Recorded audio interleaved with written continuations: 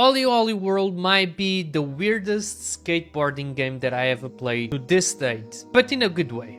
OlliOlli World is set in a world of Redlandia, a skatable continent which has 5 distinct and magical areas formed by 5 skate gods. Shyphon, the skate wizard, who is the character that links the realms of divine and the mortal, is about to hang up the wheels of her skateboard and it's looking for a replacement tailored to her mythical tasks. The player thus has on his skateboard the possibility of replacing Shyphon and be the new skate wizard.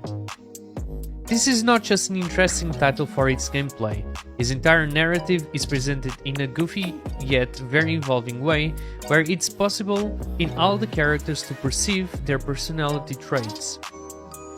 The player has the unconditional support of a group of friends who, although they have only known each other since the beginning of his adventure, help him with their lessons learned from his experience in this magical world.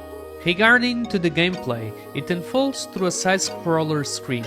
Each level is presented in a different way, containing ramps, walls, rails, platforms, giving the player the possibility to perform tricks as they please. As expected, the trick starts with a low level of difficulty, and as you progress in the adventure, they start to get more complicated. Even so, the important thing to get more points are the combos.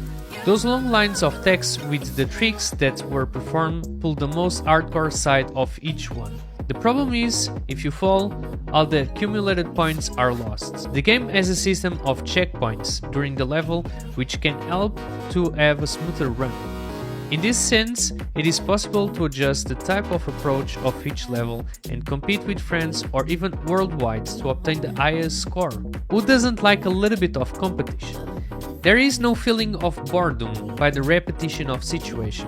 The level design of each world makes things very fresh, with each new area presenting a different mechanic, such as the possibility to grind or wall ride, or the simple fact of presenting secondary paths called gnarly path, whereas it increases the difficulty and the hazards.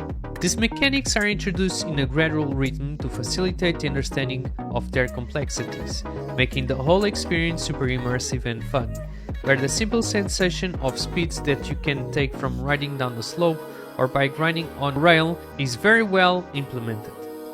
The main objective of each level is to reach the end. However, it is possible to complete a handful of highly diversified and level-specific secondary goals, thus adding a new layer and hours of gameplay.